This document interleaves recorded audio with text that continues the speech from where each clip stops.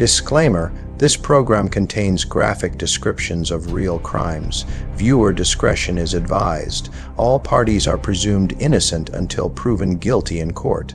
They said the first thing he did when he walked into the police station wasn't to ask for a lawyer. He asked for forgiveness, not from God, not from the victim's family, but from her. Tell Lily, I'm sorry I buried her where the sun never reaches. His voice trembled like a prayer swallowed by guilt. The detectives froze. For over a year, the case had been ice cold. No leads, no suspects, just a missing woman whose laughter had vanished from the world. And now, in the middle of a sleepless storm, a man no one had ever suspected stood before them. Rain dripping from his hair, eyes hollow yet certain, as if the confession was the only thing keeping him alive.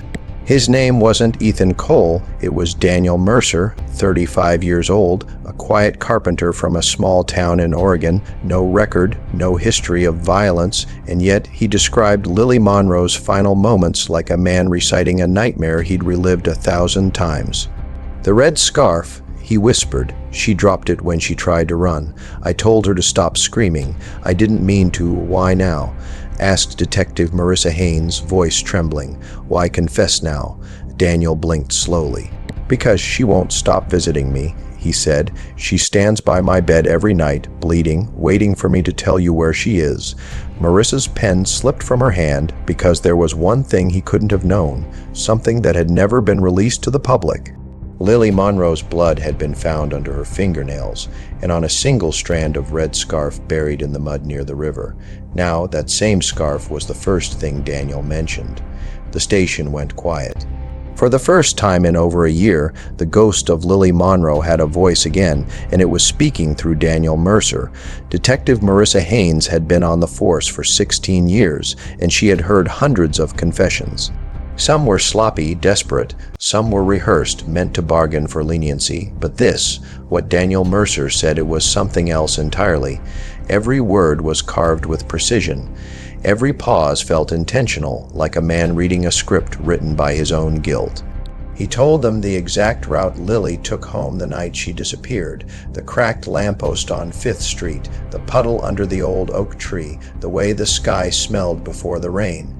Then he described something that made every detective in that room look at each other in disbelief: the chipped tile near the back door of Lily's studio, a detail that had never been made public. Marissa leaned forward, her pulse hammering. How did you know that tile was cracked, Daniel? He looked at her, trembling. I watched it happen. She fell against it when he paused, voice breaking, when I pushed her. A single tear rolled down his face. He didn't wipe it away. To the others, it was the sound of closure, a confession tying up a year of unanswered grief. But to Marissa, it was too neat, too perfect. The way he spoke felt rehearsed, like a man desperate not to be believed, but to be forgiven. Still, the evidence began aligning too cleanly to ignore.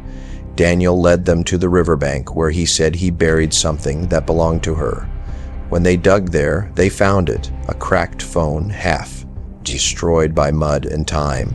Forensics confirmed it, Lily Monroe's phone. Now the precinct erupted. The headlines wrote themselves. Case closed, local man confesses to missing artist's murder.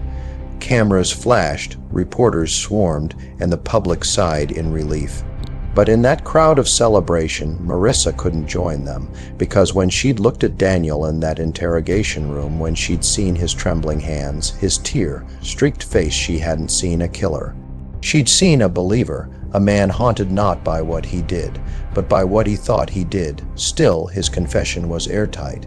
Every word matched the evidence. Every location, every emotion, every tremor in his voice rang with truth. And yet, when she reviewed the footage of him entering the station that night, something caught her eye. Before stepping inside, Daniel paused at the station doors. He looked up, like a man waiting for someone to nod. Then he whispered something under his breath. The audio caught just 2 words before the storm swallowed the rest. It's done.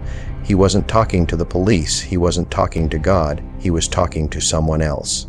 And in that moment, Marissa realized Daniel Mercer hadn't walked in to confess to a murder. He'd walked in to fulfill a promise. 3 weeks after Daniel Mercer's confession, the department received a call that froze every soul in the precinct. It came from a hospital in Seattle over 200 miles away. A nurse on the line said, "We have a woman here who claims her name is Lily Monroe, and she says someone's trying to frame her for her own death." Detective Marissa Haynes dropped her pen. She'd heard impossible things before: psychics, false leads, grieving families desperate to believe in miracles, but this shattered logic itself. She flew out that same night, and when she entered the hospital room, she stopped cold. There she was, Lily Monroe, alive, pale, fragile, but undeniably real. Her voice trembled when she spoke. "I didn't think anyone would still be looking for me," she said softly, "but I heard what he said. I saw it on the news." Marissa's heart pounded. "You mean Daniel Mercer?" Lily nodded. Her hands shook as she clutched the blanket tighter. "He didn't kill me," she whispered. "He saved me."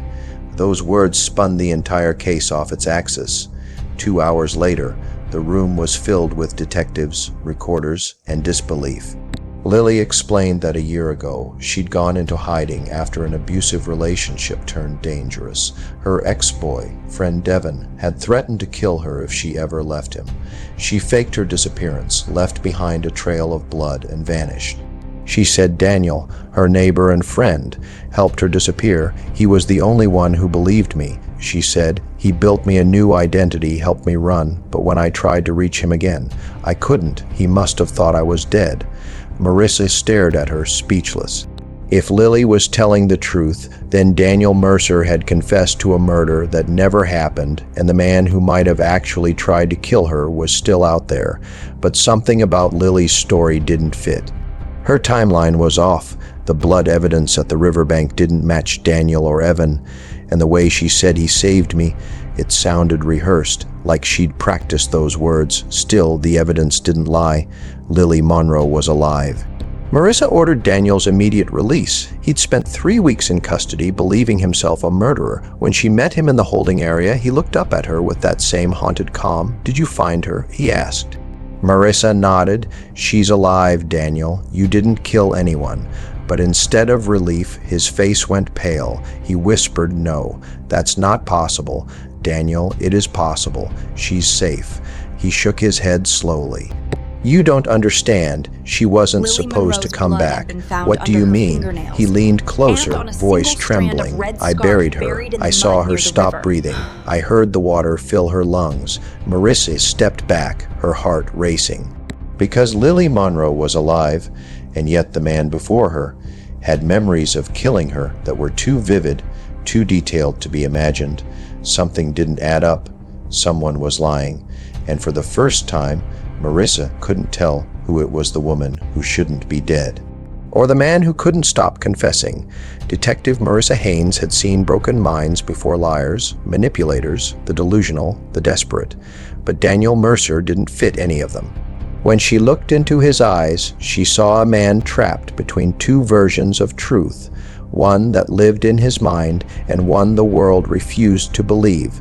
After his release, Daniel agreed to undergo psychological evaluation.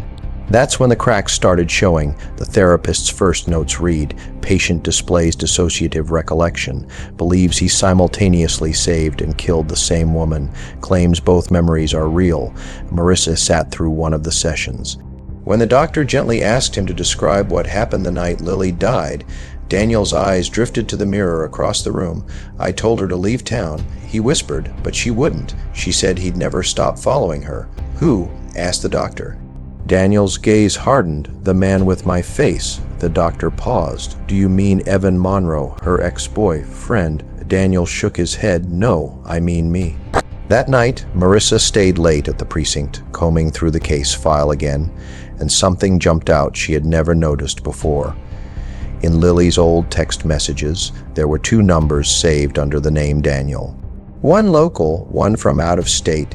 Both had sent her the same message within minutes of each other: "Meet me by the river, it's time." She ran both numbers. The first belonged to Daniel Mercer, the second. was untraceable, registered under a fake name, and the voice message left on Lily's old voicemail, the one everyone assumed was Daniel's confession, wasn't his voice at all. It was distorted, lower, controlled. But beneath the static, there was something unmistakable, a tone that matched Daniel's speech pattern almost perfectly, almost as if someone had learned how to sound like him. Marissa's mind started to unravel with possibilities. What if Daniel's memories weren't lies or delusions, but implants, false recollections crafted by someone who wanted him to confess? She called the psychiatrist, Dr. Ansel, who had treated Daniel years earlier after a construction accident that caused temporary amnesia. When she mentioned the name Lily Monroe, the doctor went silent. "Detective," he said carefully, "Lily and Daniel knew each other long before she vanished. She was in one of my trauma support groups. They both suffered from post-incident memory distortion. They shared a connection." "What kind of connection?" "A dangerous one," Ansel said. "They believed their traumas were linked, that they had lived the same moment twice." The next day, Marissa visited Daniel at his cabin, small, quiet, built deep into the woods where the mist lingered low and heavy. He was carving a piece of oak into what looked like a face. She asked what it was. He said softly, "Her." Lying on the workbench were dozens of small carvings, each one Lily's face, eyes closed, mouth open, as if whispering secrets. Marissa felt her skin crawl. "Daniel, why did you tell me she wouldn't come back?" He set down the carving knife and looked at her. "Because I saw her die, and because she wanted me to remember it that way." "Wanted you to remember her dying?" "Yes, so I'd never look for her again." Marissa's throat went dry. "Then why confess?" He stared at the wooden face in his hands, eyes distant. "Because the other man who wears my face told me to." That night, as Marissa drove away, she couldn't shake the feeling that she was being watched.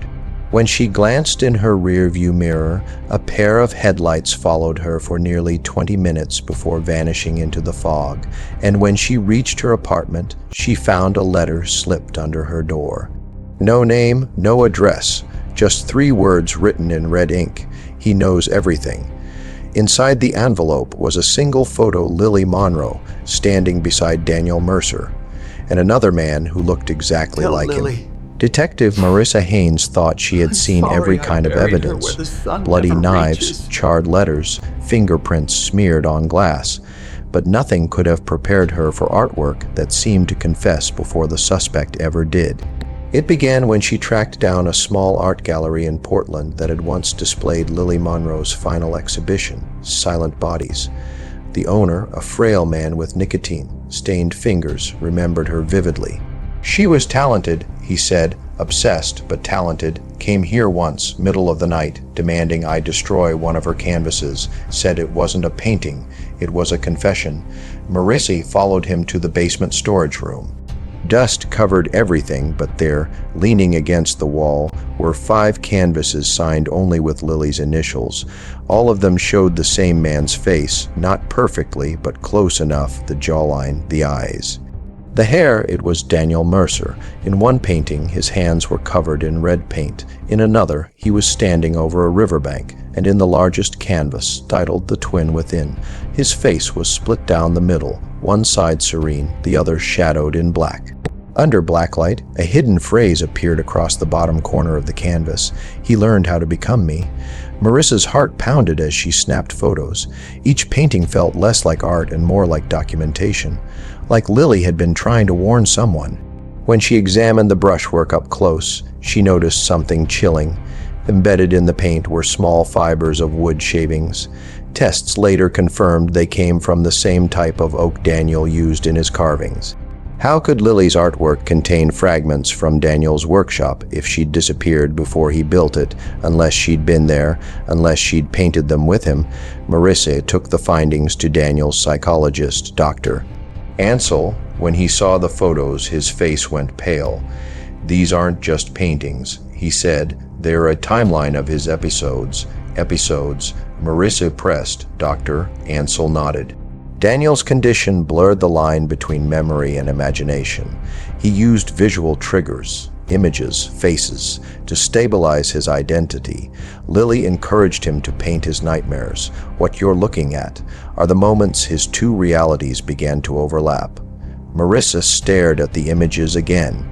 The river, the red scarf, the shadows, was Lily chronicling Daniel's descent into confusion, or exploiting it. That night, Marissa couldn't sleep. She spread the photos across her desk, trying to make sense of the timeline.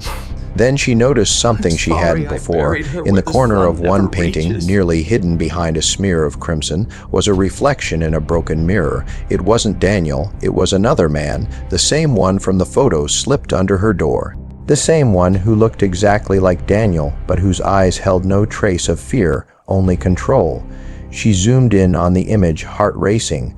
On the edge of the reflection were faint letters, barely visible, painted in Lily's unmistakable hand. "You'll never know which one he is." By morning, the first reports came in. Another gallery owner, this one in Nevada, had received a package months earlier containing an unsigned canvas. He'd thought it was anonymous art until he saw the news about Daniel's case. Now he sent it to the police. The painting showed a woman standing in a white room, surrounded by hundreds of faces, each one identical, each whispering. In her hand, she held a phone displaying a text message, "Confess before he does." Marissa stared at it for what felt like hours. The style, the message, the tension, it all pointed to Lily. But what terrified her wasn't what the painting revealed. It was what it predicted. Because that text, "Confess before he does," was the same phrase Daniel had whispered under his breath before walking into the police station weeks earlier. The same phrase caught faintly on the station's security audio. And the same phrase that now appeared, hidden in paint, months before his confession ever happened. Marissa felt the ground beneath her mind shift. Either Lily Monroe was alive and manipulating every step of this case from the shadows, or Daniel Mercer wasn't haunted by guilt, he was haunted by her voice still inside his head. The deeper Detective Marissa Haynes went, the more she realized this case wasn't about one murder. It was about two minds and the terrifying space between them. The day she obtained Dr. Ansell's private session tapes, the doctor looked like a man standing on the edge of ruin. His fingers trembled as he slid the envelope across his desk. "These were never meant to leave my office," he said quietly. "But you need to hear them. They'll explain why Daniel remembers killing someone who's still alive." The tapes were dated, each labeled with Daniel's initials, but halfway through the stack, one caught her eye. The label didn't say DM, it said LM, Lily Monroe. Marissa whispered. Dr. Ansell nodded. She attended therapy with him, same trauma group. But after a few private sessions, she asked to be treated alone, said Daniel's presence. Triggered her. Marissa pressed play. A hiss of static, then a voice, Lily's soft, deliberate, trembling. He keeps asking me to remember things that didn't happen. He says he dreams of killing me sometimes. I dream of it too. Then silence. Followed by the doctor's calm tone. And how does that make you feel, Lily? Safe, she whispered, because when he dreams of killing me, I know he's still thinking of me. Marissa froze. That wasn't fear. That was control. The next tape was Daniel's. His voice cracked, drenched in regret. She tells me I do terrible things in my sleep.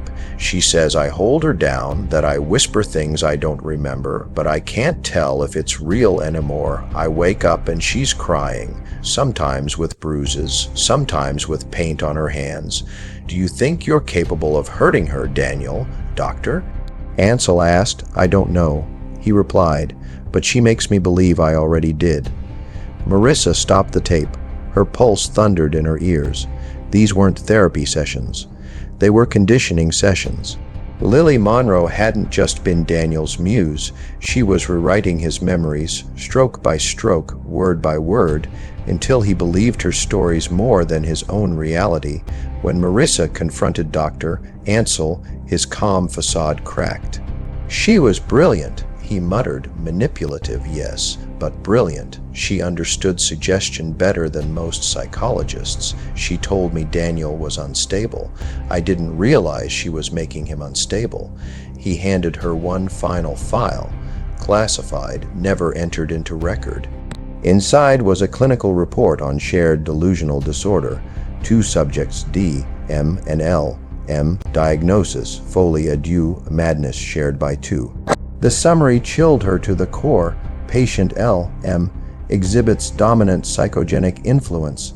Patient D, M, is highly suggestible, displaying mirrored delusions consistent with implanted trauma. The subject appears unable to distinguish between actions imagined and actions performed. In plain words, Lily Monroe had convinced Daniel Mercer he'd killed her so convincingly that he remembered it as truth. That night, Marissa listened to one last tape, the final session before Lily disappeared. "Dr. Ansel, what do you want from him, Lily?" "Lily, I want him to remember me the way I feel inside. Broken, painted, unfinished." "Dr. Ansel, and what happens if he forgets?" "Lily, then I'll give him a memory he'll never escape." There was a long pause. Then Lily's voice softened, almost childlike. "I'll make him believe he killed me." The tape clicked off. The silence afterward was deafening. By dawn, Marissa's mind was reeling. If Lily engineered Daniel's guilt, then who was buried near that river? Whose phone was found, and most importantly, where was Lily Monroe now? She looked at the case board again. The red lines, the photos, the note, Saul looping back to one central point. The night Daniel walked into the station and confessed. But what if he wasn't confessing out of guilt? What if he was answering a command that Lily had planted long before she disappeared? A post-hypnotic trigger. A confession scripted by someone who understood exactly how to break him. Marissa whispered to herself. She didn't just vanish. She orchestrated it. Then, as if the universe had been waiting for her to say those words, her phone buzzed. An unlisted number. No caller ID. She answered, a woman's voice on the other end. Calm, familiar, chilling. Detective Haynes. It said softly, "You're asking all the wrong questions. Daniel didn't kill me, but someone will if you keep digging." Then the line went dead. Detective Marissa Haynes couldn't shake that voice. It wasn't just the words. It was the way they were spoken. Calm, certain, intimate, like someone who'd been watching her. The next morning, she requested access to all digital evidence seized during the original investigation, especially anything retrieved from Lily Monroe's phone. Most of the files were corrupted, their data overwritten by river damage. But the tech unit managed to restore one folder labeled simply Memory. Inside were 6 video files. 5 were ordinary clips of Lily painting, humming, recording reference material for her art. But the 6th had no thumbnail. No timestamp, just one word in its title, Confess. Marissa's stomach tightened as she opened it. The screen flickered, static hissed. Then came a distorted voice, Lily's, soft and rhythmic, like she was reading a lullaby. "You don't have to remember what really happened, Daniel. You only have to remember what I want you to." The video stabilized, showing Lily's art studio. She stood facing the camera, her expression blank, her hands stained with red paint. Behind her, Daniel sat in a chair, motionless, eyes glassy. "Say it." Lily whispered, "I killed you." Daniel murmured again, "I killed you." Her voice softened. "Good. Now forget everything else." Then she stepped closer to the camera, her eyes catching the light in a way that made her look both alive and ghost-like. "If anyone ever finds this," she said quietly, "they'll never know which one of us was telling the truth." The screen cut to black. Marissa froze. The timestamp showed the video was recorded 2 weeks before Lily disappeared. This wasn't art. This was conditioning. She called the tech lab. Was this footage ever logged into evidence? No, the tech said. It's not in any chain of custody record. Someone must have deleted it manually. Who had access? Only the lead investigator from the original case. He replied, Detective Paul Renner. Marissa's pulse quickened. Renner, her former partner, the one who'd retired suddenly after the case went cold. She drove straight to his home outside the city. The door was already ajar. Inside, the air smelled of stale coffee and dust. Renner was sitting in his recliner, the TV flickering silently before him. He looked older, hollowed out. When he saw Marissa, his face went pale. "You found the video, didn't you?" She didn't answer. "Why did you delete it?" He rubbed his eyes. "Because it wasn't supposed to exist." "What does that mean?" Renner exhaled shakily. "After Lily vanished, I kept getting calls from an untraceable number. A woman's voice. She said she'd finished the experiment, that the footage was a test." "An experiment?" Renner nodded. "She told me to destroy it, or more people would start remembering things that never happened." Marissa stepped closer. "What did she mean?" "She said memory isn't proof." He whispered, "It's persuasion." He handed her a faded photograph. It showed Lily standing beside Dr. Ansel, smiling, and behind them a banner, Neural Trauma Symposium 2015, The Psychology of False Memory. Marissa's breath caught. Lily wasn't just an artist. She'd studied cognitive manipulation, how to implant belief. That night, back at the precinct, Marissa watched the video again, frame by frame. Something in the background caught her eye, a reflection in a small mirror hanging on the wall. A second figure stood behind the camera, male, tall, and wearing a ring, the same silver band Daniel had worn during his arrest. She enhanced the frame. It wasn't Daniel. The jawline was sharper, the eyes colder. It was his twin brother, Evan Mercer. Marissa felt her stomach twist. Evan wasn't just Lily's abusive ex-boyfriend. He was Daniel's twin, the man with his face, the shadow that haunted both of their memories. And if Evan was behind the camera, then the person Lily had been talking to, the man she was reprogramming, might not have been Daniel at all. As Marissa tried to process the revelation, her computer pinged. A new email, no sender, no subject, just an attachment, confessed to, MP4. When she opened it, the screen showed the same studio, but this time Evan sat in the chair. Lily's voice echoed again, "Say it. He killed you." Evan said, his tone detached. "Who? My brother. And what did you do?" "I made him remember it." The video ended with a distorted laugh, then static. Marissa stared at the dark screen, the walls of reality. What was real, what was illusion, who was victim and who was manipulator, were collapsing around her.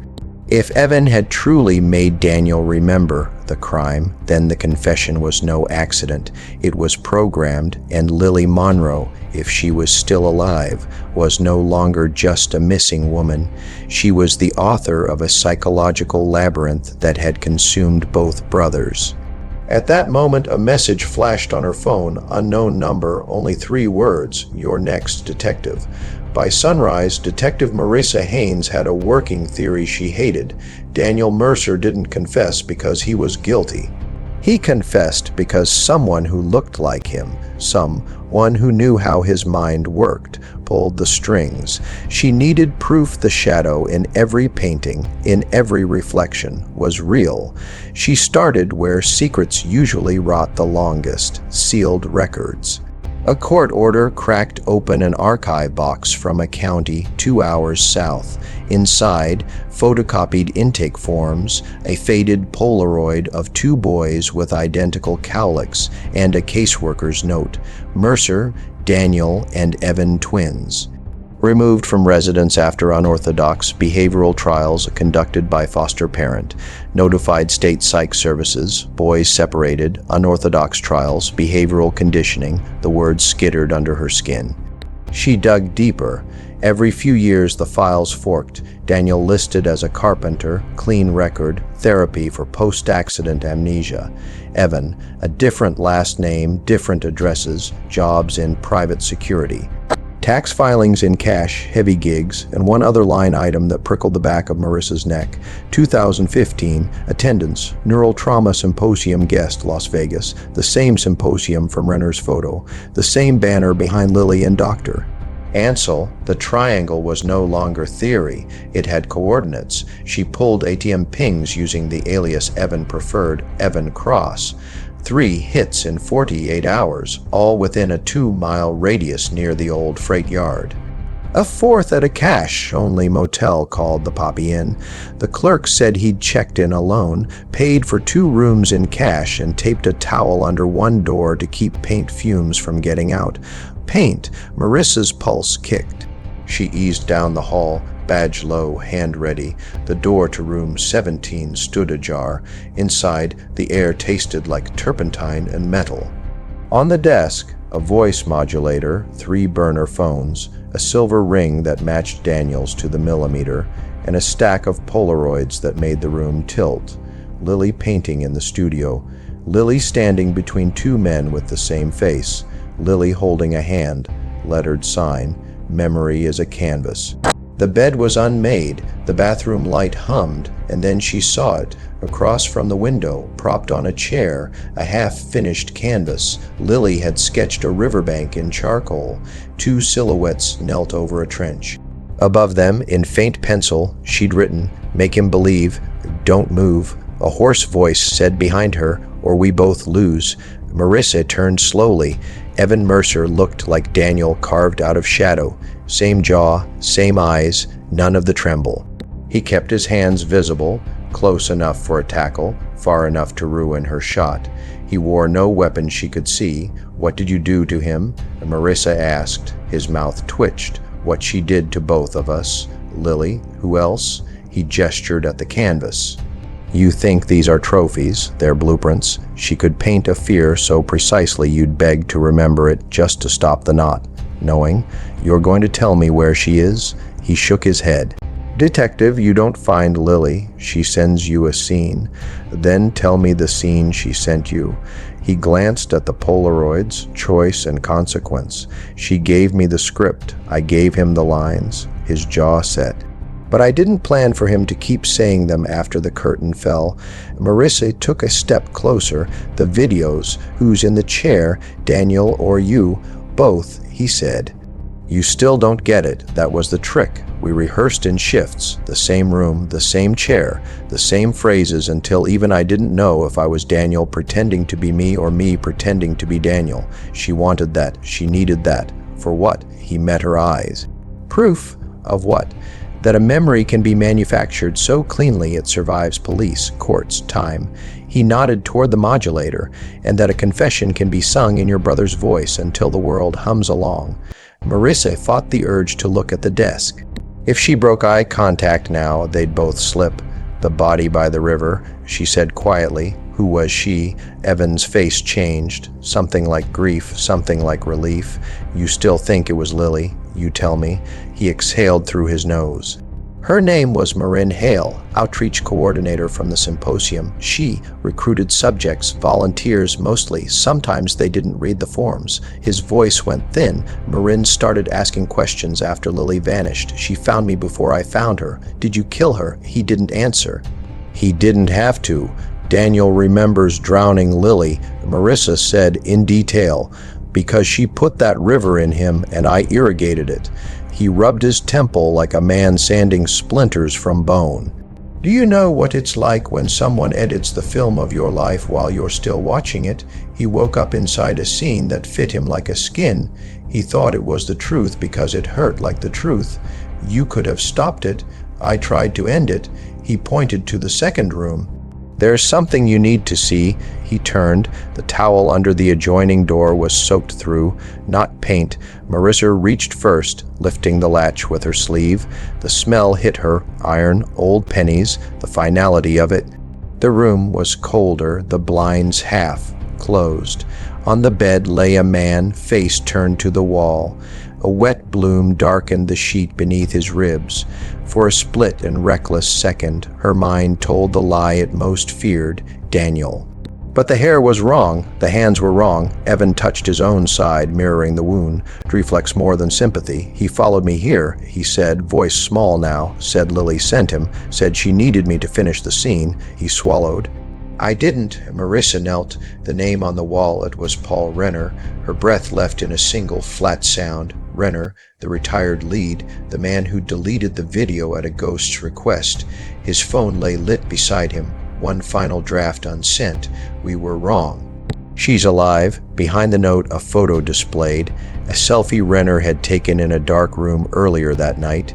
The background was a wall-sized canvas. A woman's silhouette stood in the distance, half formed in charcoal.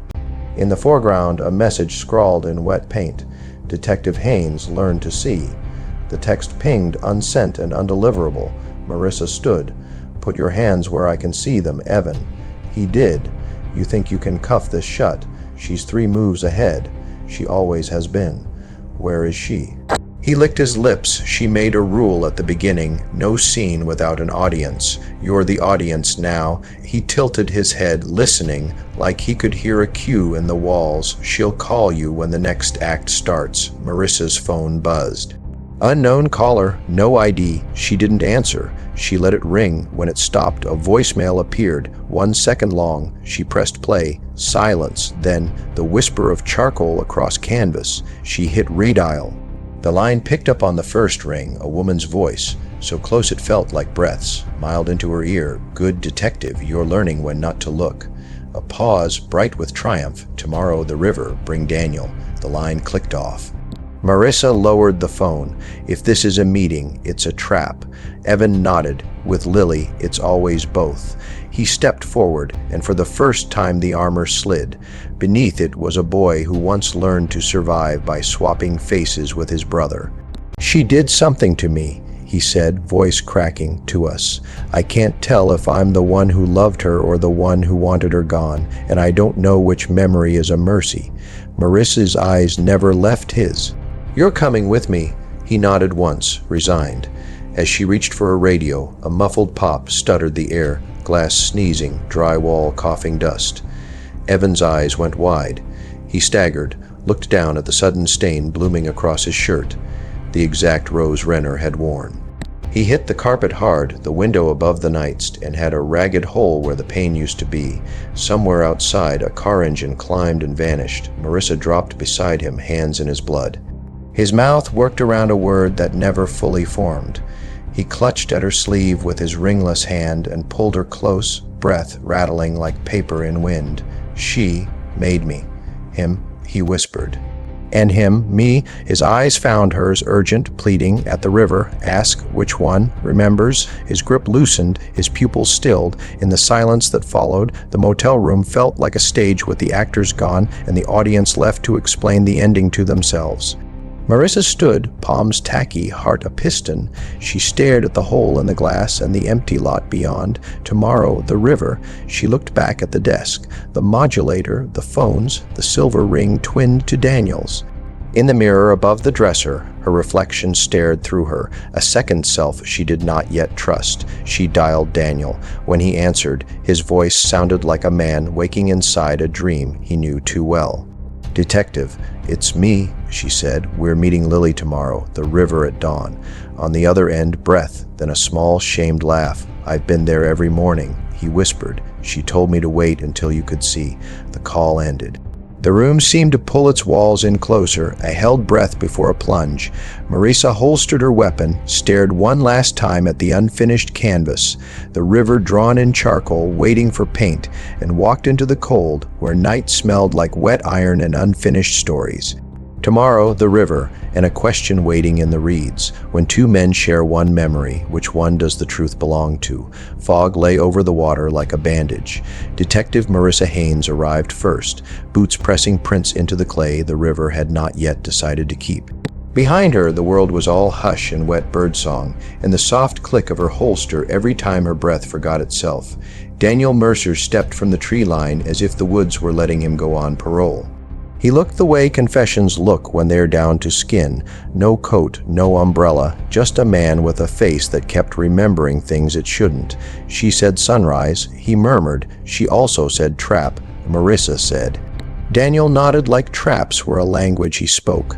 Across the water, a figure emerged, small, hooded, carrying something long and thin wrapped in canvas. The fog seemed to make room for her, the way a gallery does when an artist enters with the final piece. Lily Monroe. Even at a distance, Marissa felt the gravity of her, the unsettling grace of someone who knows exactly where the cameras should be, even when there are none. Lily stopped 10 yards away, set the wrapped object on the ground, and smiled like this was a reunion and not the sharp end of a year-long blade. "Detective," she said. "Daniel." Daniel swallowed. "You're real. That's what they tell me," Lily answered lightly. Reality by popular vote. Marissa didn't move. Evan's dead. For the first time, something flickered over Lily's face, quick as a blink behind glass. "He was always practicing exits," she said softly. "Some people only rehearse the final scene. Renner's dead too," Marissa said. "He had your name in his last text." Lily's gaze slid to the river like the water might disagree. "Detective," she said, "renaming a file isn't the same as making it false." He knew that. Marissa gestured to the canvas bundle. "What's in the wrap?" "A mirror," Lily said, "and an answer." She knelt, unrolled the bundle. Not a mirror, an easel. Folded, scarred, freckled with old paint. She snapped it open with the ease of a ritual and set a primed canvas into its jaw. From her coat, she drew charcoal, as casual as a woman drawing breath. "You called us here to paint," Marissa asked. "I called you here to see," Lily said, already moving the charcoal in swift, clean slashes. "Seeing is the oldest violence, ask any witness." Lines became riverbank, smears became silhouettes. In 3 minutes she had drawn the shape of this place, as if from memory older than the water itself. Daniel was shaking. "Lily, say it," she murmured without looking up, the way a lullaby repeats itself. "Say what you always say when the river wakes."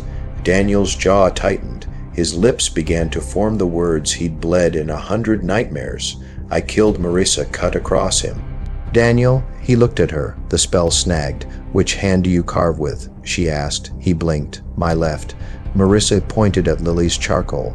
"And which shoulder does he massage when he's anxious?" Daniel frowned.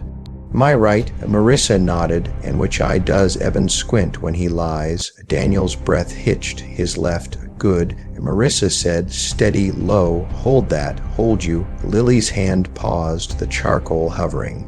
She turned, studied Marissa with something like admiration, anchoring questions. She said, "Who taught you that?" "Your tapes." Marissa said, "Your symposium, your victims." Lily's smile thinned. "You don't know what that word means." "Marin Hale," Marissa said.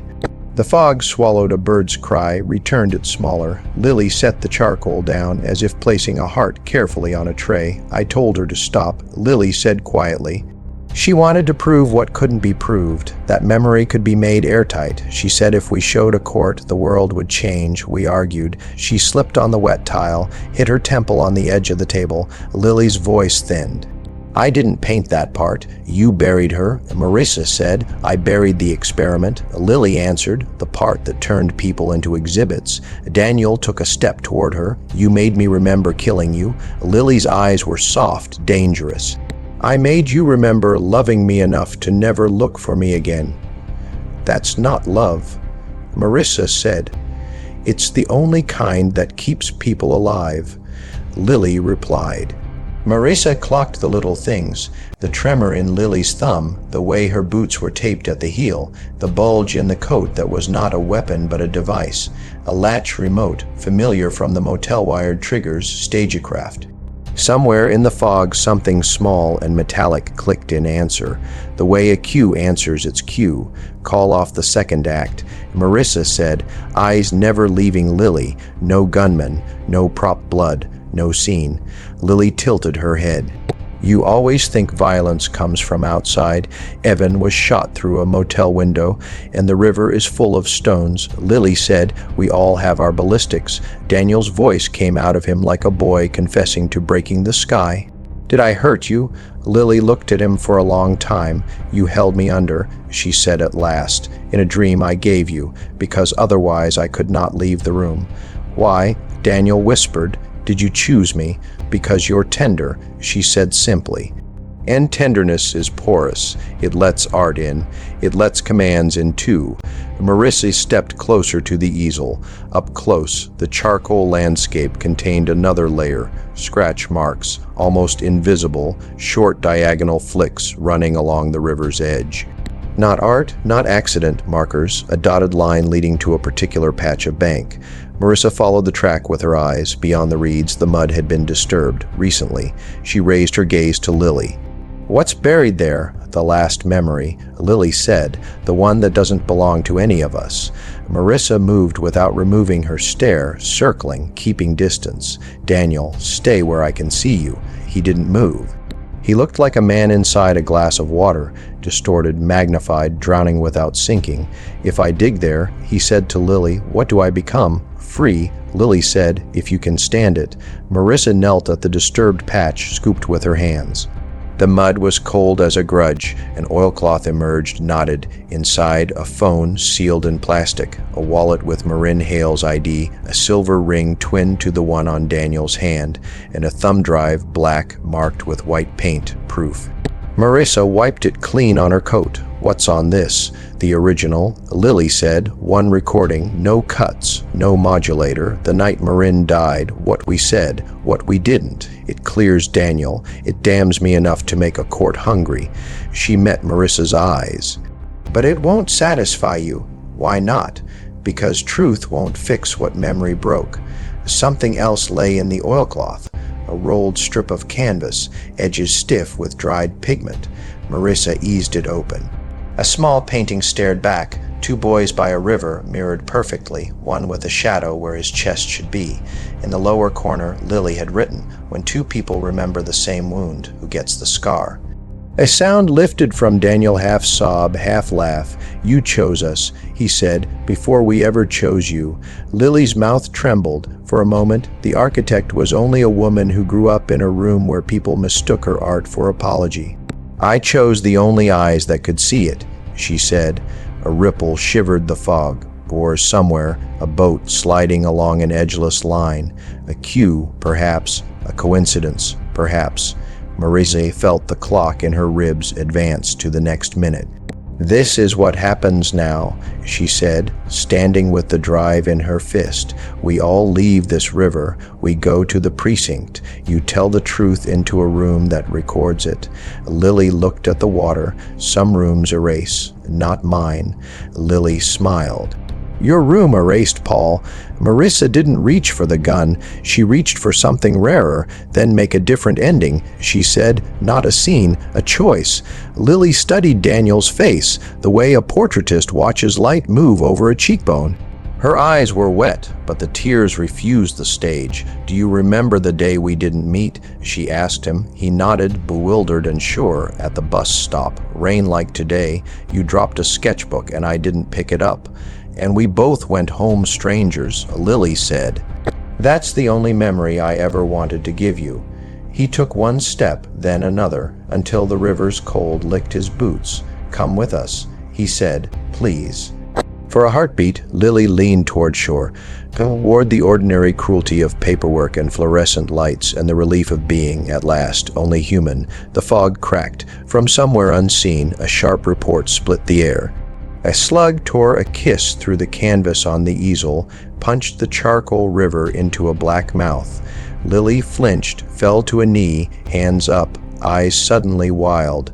Not staged this time, not choreographed, just alive and mortal and startled by death's timing. Marissa pivoted, weapon drawn, sight. Lines calculating angles and lies. Down. She barked. Daniel moved without thinking. Toward Lily, not away. He folded himself over her like a second coat. Silence rushed back, greedy. No second shot, only the whisper of a boat changing its mind and the far gulls mocking the river for trying to be an ocean. Lily's breath sawed. Daniel's shoulders rose and fell like someone had rebooted his heart. Marissa scanned the tree line, the opposite bank, the overpass, nothing but fog writing a story without letters. When she turned back, Lily was on her feet, palms dark with mud and charcoal. For the first time, fear had wiped the precision from her face. "Detective," she said hoarsely, "I didn't bring that cue."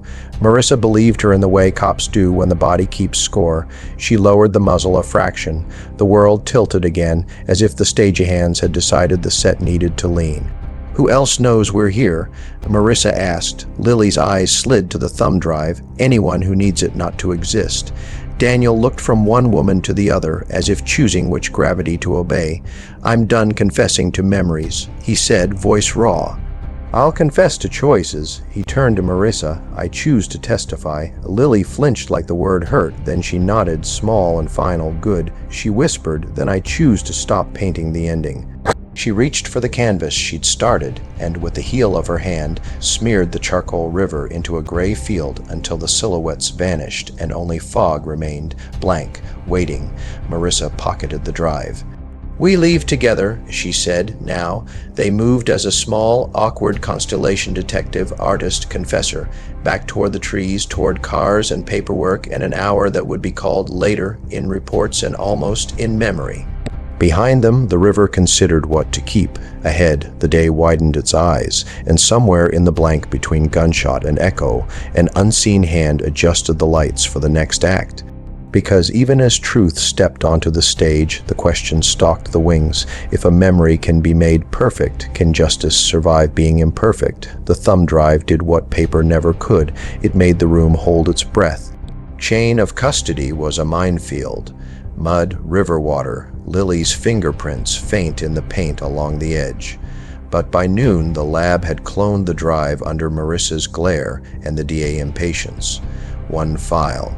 No edits, a single unbroken recording stamped 2 nights before Lily vanished. They screened it in a windowless room with a clock as loud as a metronome. Marissa, the DA Hollies, a court reporter, and Lily, hands folded like she'd brought the weather indoors. On the video, the studio was quiet, the audio clean. Lily and Marin Hale faced each other. No performance, no modulator, just 2 women standing inside an idea too large for their bodies. Marin, "If you release this, people will get hurt." Lily, "They already are. We're just not recording it." Marin, "Stop filming." Lily, "Say you consent." Marin, "To proving trauma can be manufactured." A bitter laugh. "That genie doesn't go back in the bottle." They argued in circles that got smaller until the circle became a point. In the corner of the frame, the red scarf hung like a verdict. Marin reached for the camera, slipped. Her head clipped the edge of the pottery table with a sound so honest the reporter gasped where he sat. The room on the screen went very still except for Lily's breath breaking into pieces. No second figure, no shadow with Daniel's face. Only Lily trying to lift a body heavier than ethics. Lily hoarse, Marin, "Marin, look at me." Marin, a wet rattle. Lily's hands pressed at the wound. Paint smeared, then blood. Minutes stretched, the rattle faded. The camera kept watching because it had been told to, because machines obey more faithfully than people. When the stillness became permanent, Lily stood, staring at something not in the frame. She said one sentence that fell into the room like a nail. "I can't let them decide what this means." The recording ended with the scrape of canvas and the click of a light. Hollies leaned back, hollowed. "Manslaughter by negligence, tampering, obstruction, a dozen filters we can pour this through." He rubbed his temple, and Daniel, "Clear on Marin." Marissa said, voice sanded down. But not clear on Lily. Lily looked small, emptied. "He's clear." She whispered, as if saying it aloud could make it truer. "He was never there." "Good." Holly said, "Then you both testify." They moved fast. Fast is how you outrun doubt. Daniel Mercer took the stand first in a hearing that felt like theater with too much lighting. He looked steady in a way that had taken a year to earn. A bracelet around his wrist clicked softly when he folded his hands. "Tell the court," Holly said gently, "what you remember and what you now know." Daniel breathed, then made his voice a place he could stand. "I remember killing Lily," he said. A murmur. He raised a palm. "I remember it the way you remember a dream when you wake crying. Every part of you insists it happened." He swallowed. "I also remember learning it didn't. I remember a recording. I remember a kind of love that felt like instruction. Who gave the instruction?" He glanced at the defense table where Lily sat between 2 attorneys who kept their pens very still. Lily, and my twin brother, and a version of me that wanted to be finished with wanting. The defense pounced on the edges. "Mr. Mercer, is it possible you're still confused, that you're protecting MS, Monroe, because you're unable to tolerate what you did?" Daniel's smile flickered, tired and whole. It's possible, he said. But today I'm choosing what's probable, not what hurts the most. Holly's let that line sit where juries keep the lines they revisit. Next came Dr. Ansel, then the forensic tech on the audio, then Marissa walking the court through the holes in the map where Evan used to stand until someone tore him out of it. Photographs were admitted of the motel room, the modulator, the ring. The judge ruled the second video, confessed to, MP4, admissible with caution, anonymous provenance, but weight enough to press on the scales. And still, like river fog that finds its way back after the sun, doubt kept creeping in. No ballistics on Evans' shooting, no shooter, no proof Lily orchestrated violence beyond the studio, too many inferences, too much art. Then Lily took the stand. Her lawyer wanted a tight script. Lily arrived with a pallet instead. She did not cry. She did not confess to murder. She confessed to something nastier, intent, I believed. She said, voice steady, that if I could show a court how fallible memory is, we would build better rooms for the broken. I used Daniel's tenderness to prove a point. I fed the point until it ate its keeper. She closed her eyes briefly, then opened them. I buried Marin because I was afraid of the world misunderstanding my experiment. Holly stood very still with his next question. MS Monroe, did you ever instruct anyone to harm Daniel Mercer? No, she said quickly. Then slower, truer, but I taught his brother how to move a man where a story needed him, and Evan's death. Her stare went granite, not mine, a beat, and not Daniel's either. The courtroom was a body trying not to gasp. On cross, the defense made the case they'd telegraphed for weeks. Accident for Marin, overreach by the state, sensationalism, a detective too swayed by narrative, a defendant, Tardist punished for ideas. MS Monroe, the defense attorney said smoothly, isn't it true you only brought that drive to law enforcement once you realized the story was getting away from you? Lily's mouth almost smiled. Every story gets away, she said. That's how you know it's alive. The judge's gavel pretended words could be confined. Outside court, the other story kept walking. A slug fragment from the riverside shot turned up in a drift of reeds, too mangled to match, too clean to ignore. CCTV near the boat launch showed a skiff with its registration plate taped over. Anonymous tips mentioned a man with a limp, asking for the drop coordinates of courthouse blind spots, a private security firm, the same one that listed Evan for contract work, lawyered up without being invited. Holly's wanted to push forward anyway. We try the case we have, he said, not the ghost that shoots from fog. Marissa nodded, but her jaw clicked in quiet dissent. She sent subpoenas where the subpoenas wouldn't be welcomed and drove out to a warehouse that didn't exist on a map that wasn't current. Inside, training dummies, soundproof booths, a crate of retired modulators, and one file cabinet that contained nothing but a single sheet of paper. A receipt, 2 years old. Payee, Marin Hale, memo, consulting. Memory elicitation protocols. Signed, E. Cross. The triangle had been a square all along. Verdict day came gray and indecisive. Rain gave the courthouse a privacy curtain. The gallery hummed with the quiet appetite of people who want clarity fed to them in the old ways. The jury filed in, the foreman stood, on count 1, tampering with evidence guilty, on count 2, obstruction of justice guilty. On count 3, manslaughter not guilty, accident. The tape sang louder than doubt. On count 4, conspiracy no decision, hung. The judge declared a mistrial on that count. The room exhaled. Someone cried. Someone laughed wrong. Lily didn't look at anyone. She stared at her hands like they were brushes that had finally run out of paint. Daniel closed his eyes and let them stay closed a second longer than a blink, as if he'd learned how to give himself a little darkness without drowning in it. Holly squeezed Marissa's shoulder, a thank you and an apology bundled in a gesture the law rarely permits. As bailiffs moved, Lily turned, found Marissa, and said the line that would follow the detective into sleep. I told the truth, she said, and I still don't know what I confessed to. That night in the precinct, Marissa pinned the receipt to the board. Marin, Evan, the security firm, the boat. She drew a fourth line out of the triangle and didn't label it. Some shapes you name only when you've caught them. Her phone buzzed. Unknown number.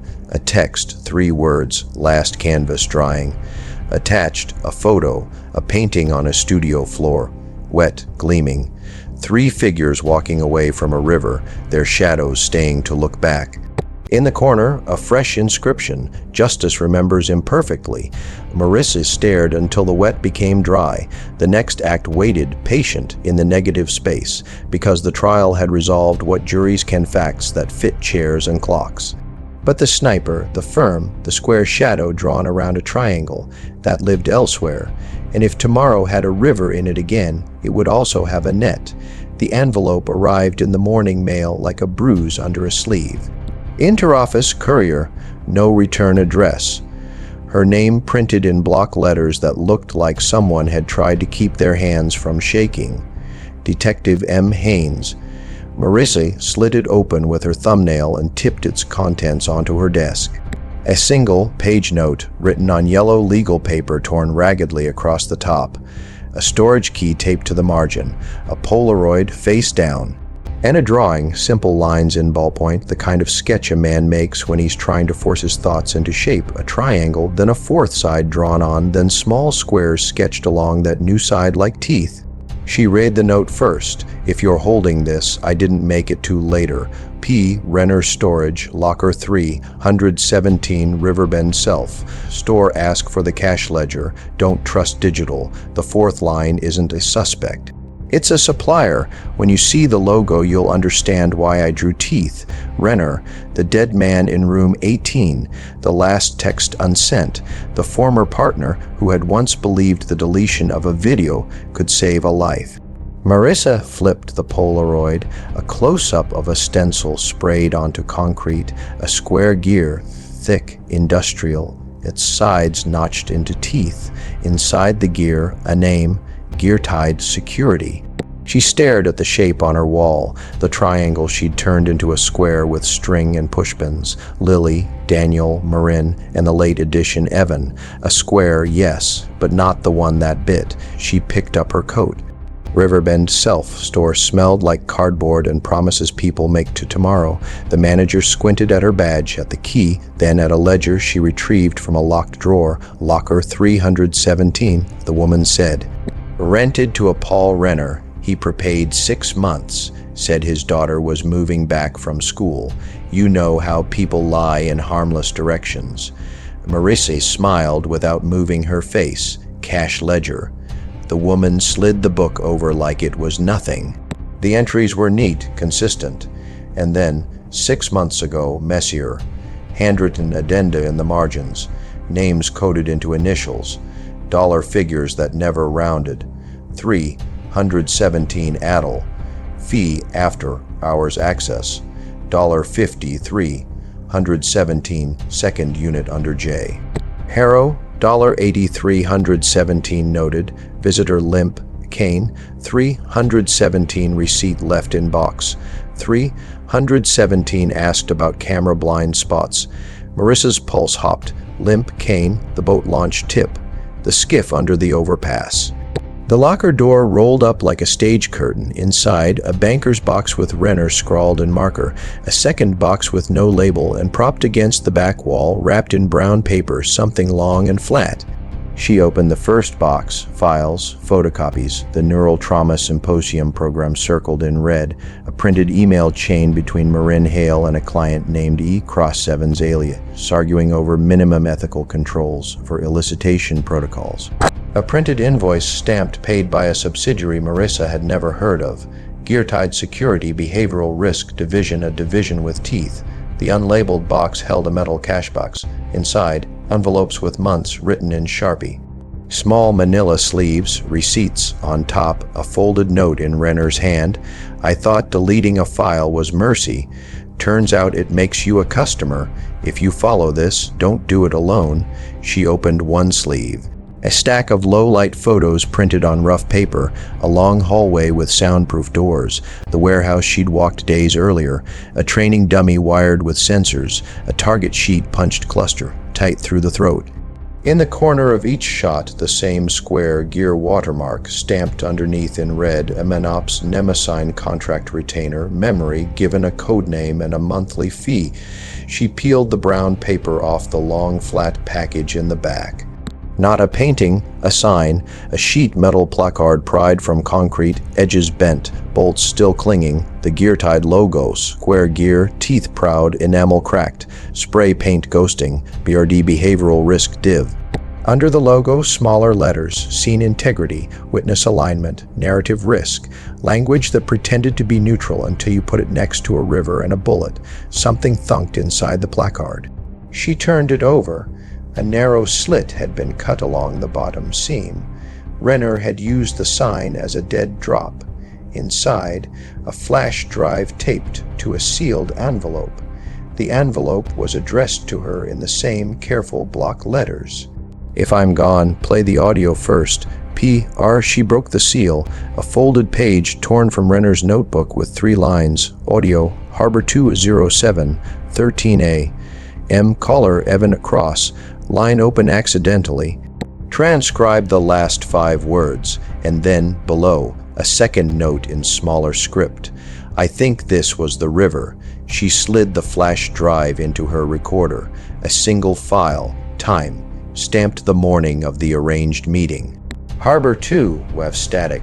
Wind, a soft mechanical click. 2 male voices near and far. Evan, she wants an audience, that's the point. Unknown, we provide the audience, we remove the noise. Evan, no civilian casualties. Unknown, noted. A smile you could hear, you understand the product, Mr. Cross. We control scene integrity. She paints, you clean, same as before. Evan, no shots unless unknown, unless the story deviates. A boat engine. The grind of a rope pulled against rust, a muffled curse. Then, like a trapdoor opening under a sentence, 5 words, low and crisp. If she runs, take her. The file cut. Marissa stared at the gear sign until the teeth looked like a mouth. They hadn't come to kill Lily because of what she knew. They'd come to keep the story from taking a turn their product couldn't account for. Scene integrity, witness alignment, narrative risk, violence itemized. She sat on the locker's concrete floor and let the shape on her wall redraw itself behind her eyes. The triangle had become a square when she added Evan. Renner's letter added the gear, a square with teeth that kept the square turning. And the river shot wasn't a wild card, it was policy. The envelope held one more thing, a parking stub, Pier 9, East Lot, scribbled across the back, 2/Fry 6-8A. He meets the boat there, limp, he. The shooter with the cane, or the handler, or the ghost those companies hire, so the invoices can say third party. Marissa texted Hollies a single line, gear tied BRD Nemesign. Renner had proof. Then she took a photo of the sign and sent it to herself, to her home printer, to a cloud she didn't name. As she rolled down the locker door, her phone buzzed again. Unknown number, a photo, a coffee shop window. Inside, Lily sat alone at a 2-top, paper on the table, pen in hand, no guards, no cuffs, no protection that a non-fiction world respects if a fiction world decides to overwrite it. Under the image, 3 words, change the ending. She forwarded the message to the precinct, flagged urgent, then dialed Lily. No answer. She tried Daniel. He picked up on the second ring. Detective, where are you? At home. Stay there. Lock your door. If anyone knocks. Lily sent me a text. He said, voice changing shape. She asked if I'd meet her at Do Not Go. Marissa said, too fast. Daniel, listen to me. The shot at the river wasn't random. It was policy. There's a company, gear tied, contracting scene integrity. They remove deviation. That means you. Silence. She could hear him realize that the world had so many more rooms to get lost in. What do? He asked. We force this into a room with lights and jurors. She said, with an audience they can't hire. And if they shoot the lights, then we keep talking in the dark. She hung up and drove. At her red light, she looked at the gear logo again and saw what Renner had meant by teeth. Not just serrations for cutting, but a mechanism for turning.